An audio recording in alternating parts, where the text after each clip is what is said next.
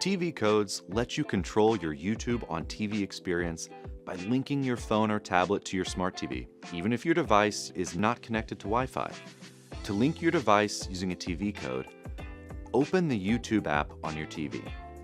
Then, go to Settings and scroll to Link with TV Code. A blue numbers-only TV code will appear on your TV. Next, open the YouTube app on your phone or tablet and tap the Cast icon.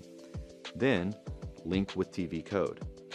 Enter the blue TV code shown on your TV and tap Link. You can now use your phone or tablet to control your YouTube experience on TV.